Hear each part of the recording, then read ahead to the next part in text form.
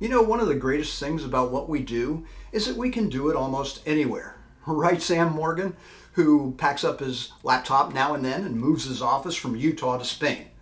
Now here's a photo of the view of my office at the family's cabin in North Carolina. But what I'm talking about is more than just working between flights, relocating to the cabin, or setting up in a foreign country.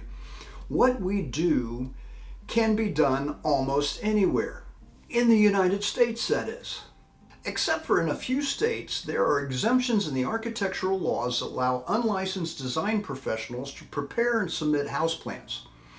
I've designed new homes or homes to be remodeled in 11 different states. I've never had to fill out any paperwork or file for reciprocity. It's a wonderful thing.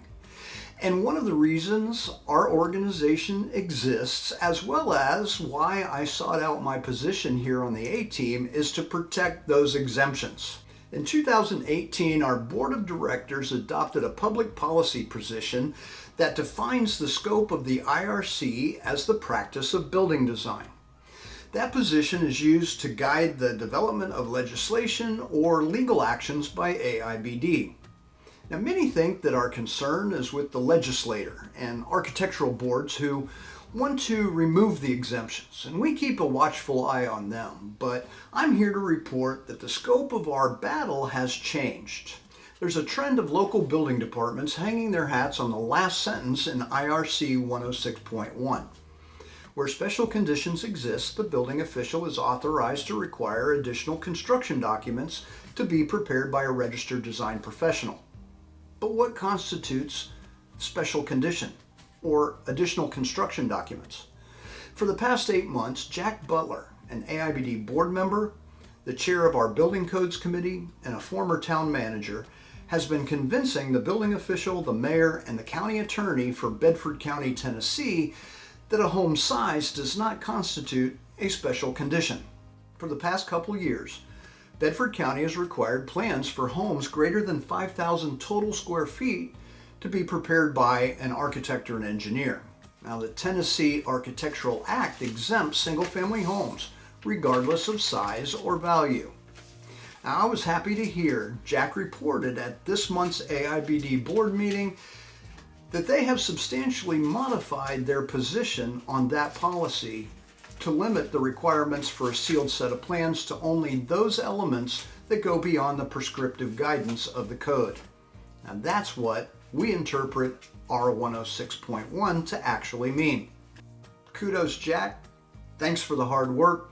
Now on to Broward County, Florida, and another similar situation. And as usual, when Jack needs legal advice, he reaches out to our governmental attorney, Ed Nagorski. Now, Ed is the former staff counsel for the National Kitchen and Bath Association, another group of certified designers who depend on the architectural exemptions to practice. After reviewing these situations, here's what Ed concluded in a 5-page memo.